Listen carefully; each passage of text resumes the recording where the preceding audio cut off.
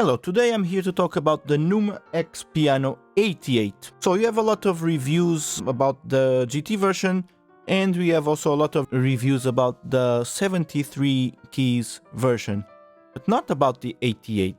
They had in the store the 73 version. Okay, I tested it. I brought my iPad with me. So the first thing I did was just connecting this cable here, this USB, to the USB from this thing. And they just gave me headphones to try the keyboard in the store. After just a few buttons here, I could have the sound from my iPad just with one cable coming from the iPad here to this instrument.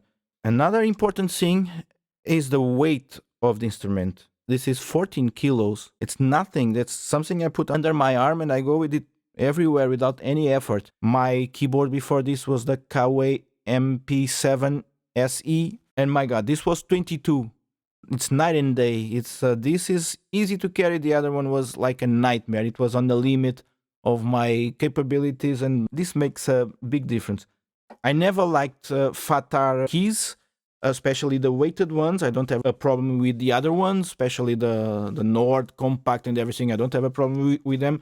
Always had a problem with the weighted keys. In this case, I think they did a very good job in certain departments, but at least it made it very playable for me. So as I told you, the first thing I did, connecting the iPad to this instrument, and I immediately had this amazing experience. So everything was very natural for me.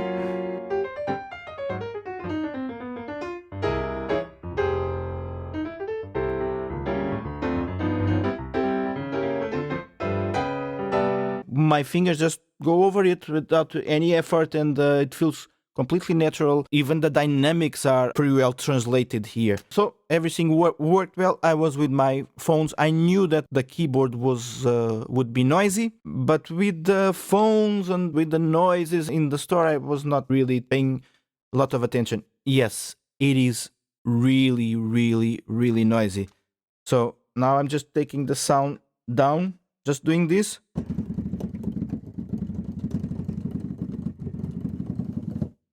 It's really noisy.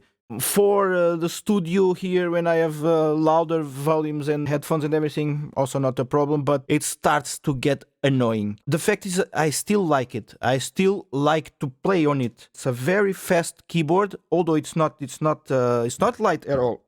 So the keys still have a substantial weight. It's even heavier it's have more inertia, most probably, than the Kawe MP7 SE. That was a different beast. The keys were completely silent.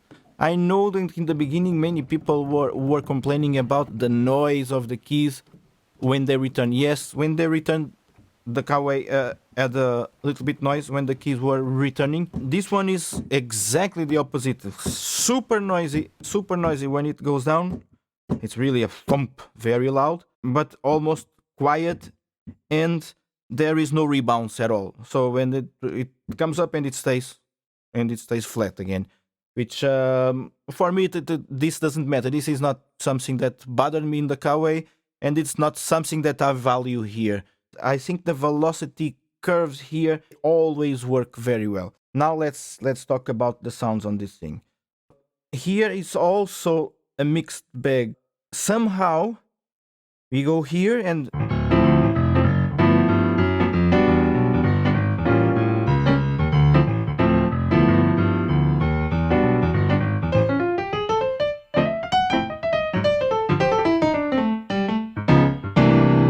it still works, but for example, if you do something like this,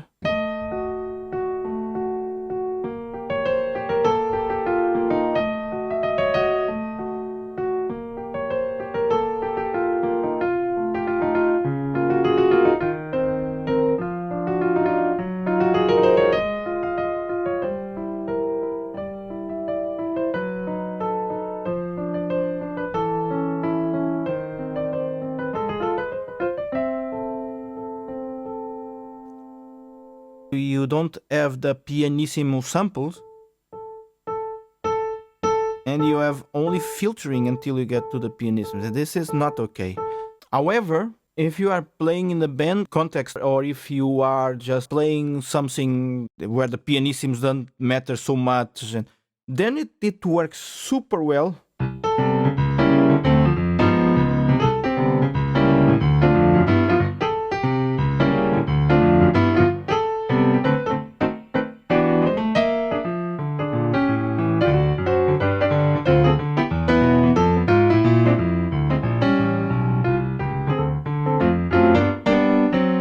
It just works. If you analyze the samples, I just strip everything. I just take off the filter completely, just putting the tone up and taking off all the other things that they decided to put here: the string resonance, the duplex resonance, and the pedal noise. So let's hear the samples without any filtering. You can hear that even in the pianissimo dynamics, the sample is not from a pianissimo. Yeah. Okay, they rely heavily on filtering to get this sound, which is a pity. This should not be used anymore. I would much prefer that they would have just, you know, one or two amazing pianos with a lot of velocity layers and then much bigger samples than having this solution. They have so much things that I will never use that because I don't want to use them because they are bad. The organs are bad, for example, and I have so much better things here to use. Namely, I have a Hammond here with me also. I have the Nord for that. I have even in the iPad I have the VB3 and I have the Hammond app also. So, you know, I don't need organs here, especially if they are eating up sample memory.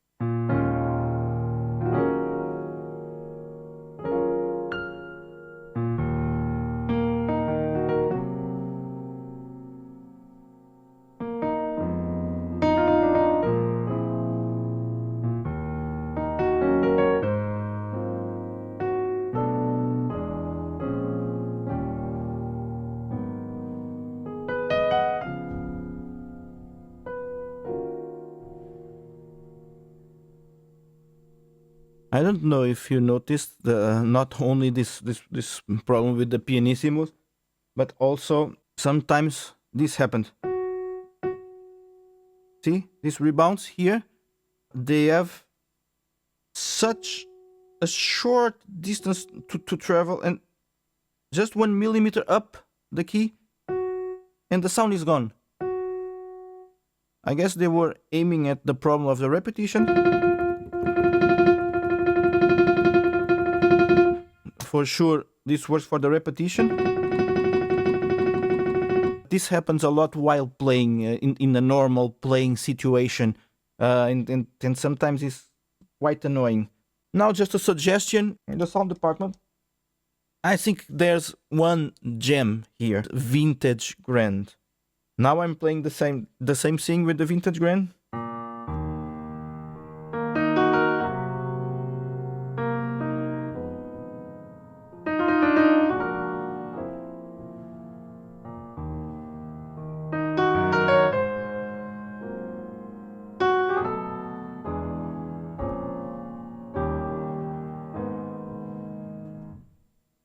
But then the Vintage Grand also goes.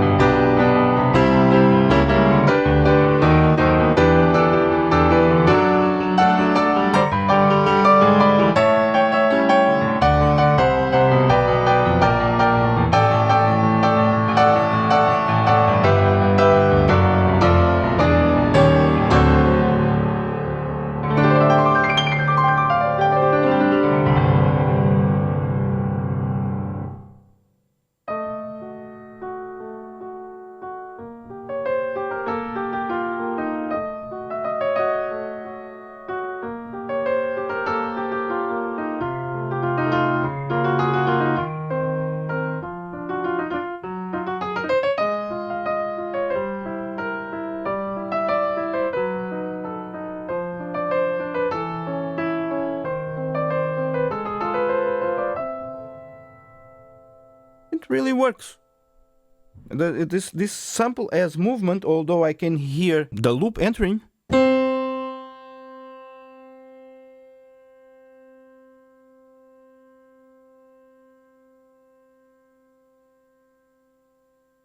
The loop is well done. Is a little bit like Nord. They also have loops, but they usually use it very well using the natural contour of the beatings of each key. They made more or less the loops on these periods, and this way they can really mask the loop effect, and because it just sounds natural. And here's more or less the same.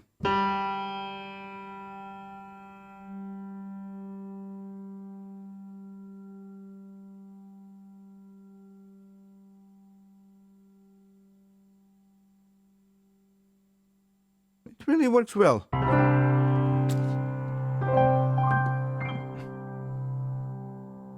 So this one doesn't have release. Doesn't have release samples. The German Grand has, but they are weird. My understanding is that the release samples are not put it here in the end of of the note. It's just starting in the beginning. And if you take and if you make a staccato, you can still hear it. If you don't make a staccato, it's just not there anymore. So it's a weird implementation of release. It more or less works, but it's not accurate. The string resonance, again, it works, but it's not how it's supposed to be.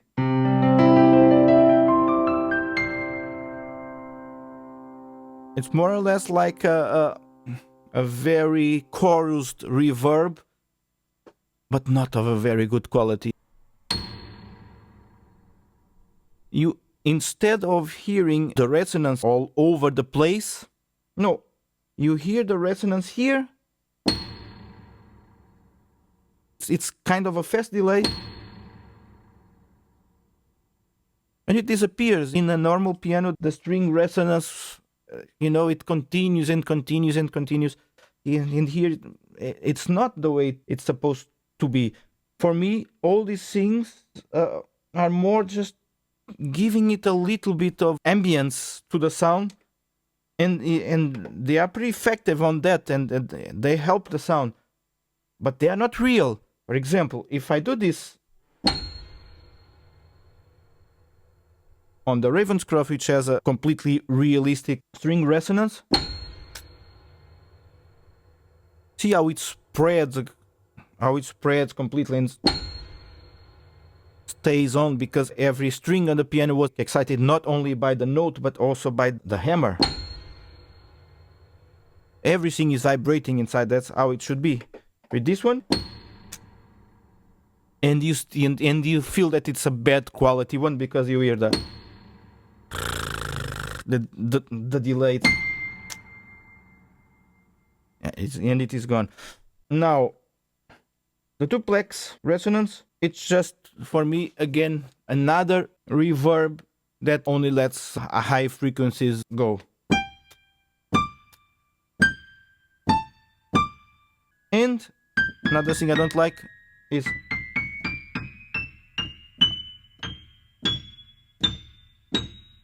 how short these keys are. Even if you put the pedal,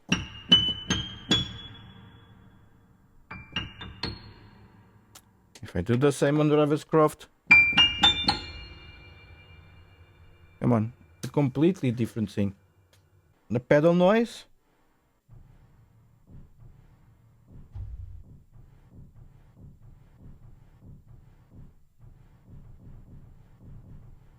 it just works, and it's there. Some people find it super loud. For me, it doesn't bother. Other sounds, I think the USA Grand has a big flaw here. Look.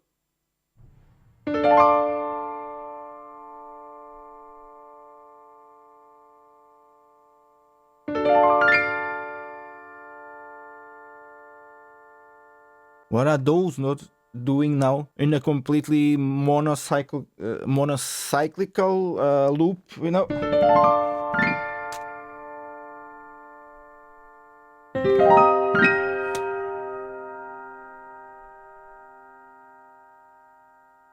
it simply doesn't work. You know, it's not real. The timbre is I found the sound very good in general.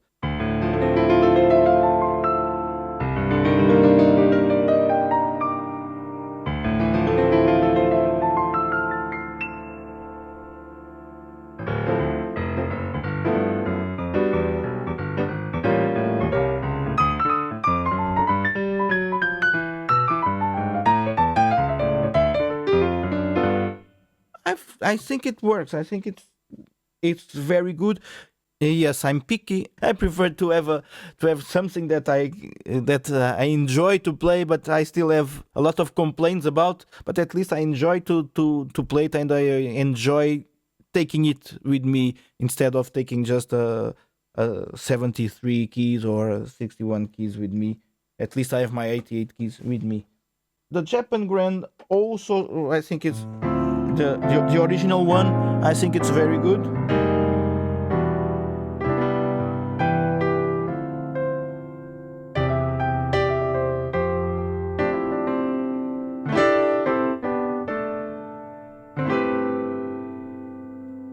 It works very well. Also has the same flaws as the others. Now the release is good here, but again, only good when you make a when you make a staccato. If you do this,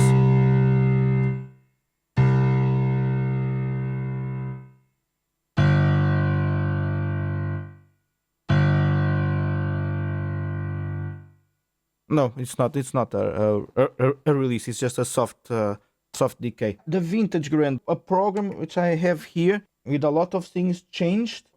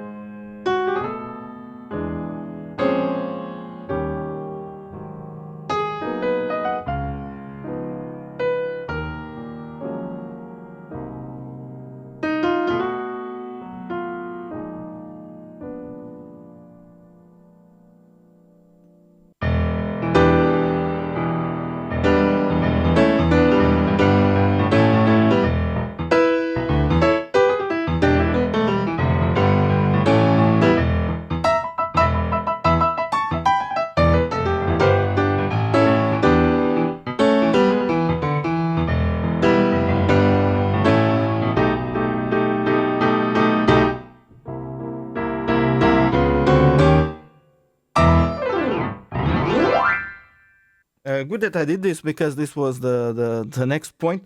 Glissandos was something that was making me completely mad with the Nord and with all the other Fatar keyboards. You do this piano style, not organ style, you know, and it would never work. I was getting so mad because I'm used to do this on real pianos, you know. Doesn't matter if it's a grand piano or if it's a vertical piano, an upright, doesn't matter. And here I can do it. Finally, I can do it on a Fatar keypad also. So,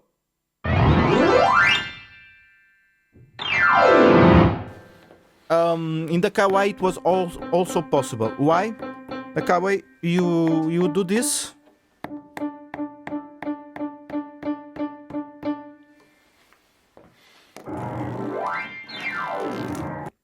You know, the sensors are under the key, not on the hammer.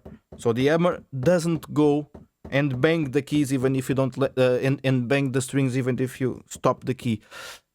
This is what happens on a real piano. On the real piano, you stop the key, but the hammer is already in motion, so it already strikes the key. That's why it's so much easier to do this. And you see the movement of the keys, and they are immediately making the hammers. All these hammers strike the key. Here you don't have this, but at least the keys have some inertia and they go to the bottom even if you just do a short impulse, and they go down and they strike the sensors.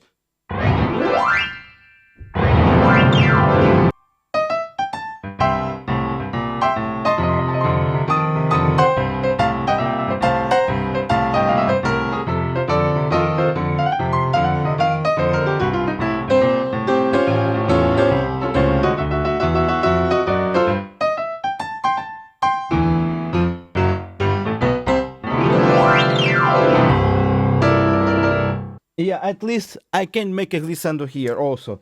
Another point is for me a very important point, the fact that on the super fast and these kind of things, yeah, you don't need to push your finger down completely. You have to push the hammer. In this case, you push the key and the keys goes to the sensor, but it works. Not as good as on a real piano, but at least you have something that works similar. The electric pianos, I don't think they are quite there. One thing that I wish they would have was a way to balance the sound across the keyboard. Let me show you.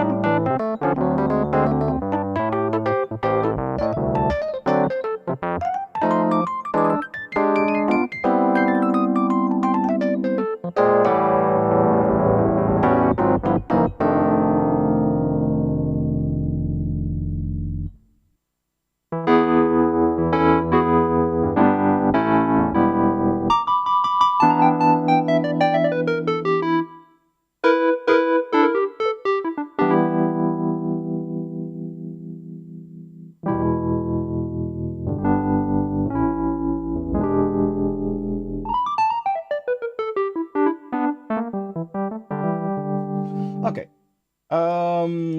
And they are modeled, but I don't think they made a good job on this. So the layout. Well, the layout for me is kind of bullshit, you know. This I like. This part here I like, but I don't like the way you select the instruments. This I hate also in Nord. You know, you having a knob to select the instruments, or even if you have then the favorites and you have categories and everything. Come on, a knob is never a way of selecting a sound. Again, Kawai did it correctly. You know, 8 times 8 times 4 gives you 256.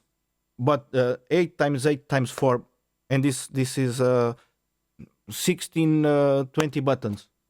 You know, here making the same thing. And then you have another 2 buttons, one for sound, another for setup. Here you have 1, 2, 3, 4, 5, 6, 7, 8, 9, 10, and the knob. I much prefer to have those buttons in front of me, which most of the times I just have to press one button when I'm in a show and I have already a setup prepared, and I have to press only one button and that's it. And sometimes if I have to press 2, okay, then I press two buttons, very easy.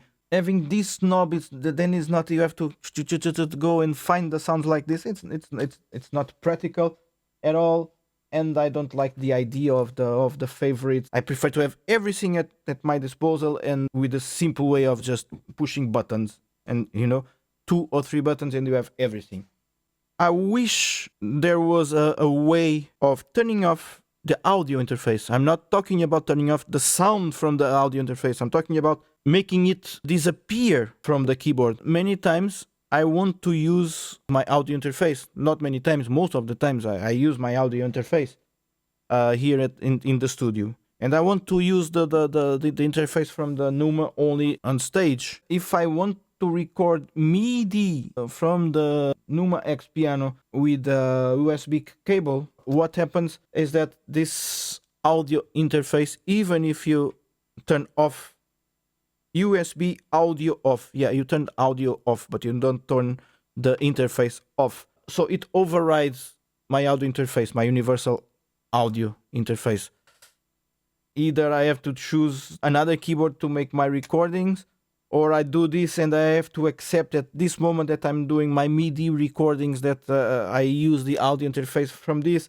And this is a big confusion. So if I could just turn off when I need the audio interface, it would be wonderful. In this case, it's just annoying. It's just one more annoying thing. The mixer works very well. The mixer is very good. I love the mixer. I love the fact that I have 4 ins, or in this case, I would always use 2 pairs. I never saw this in a piano, so I'm glad I have this. If I want to have, for example, here the to play piano on the Numa X piano, and I want to have my Hammond on top, but I still want to have, for example, an iPad, or I want to have another small, I don't know, another small synthesizer on top of it. Yeah, then I can have everything and give my sound guy just 2 jacks, and then that's it, and I have control over my own mix.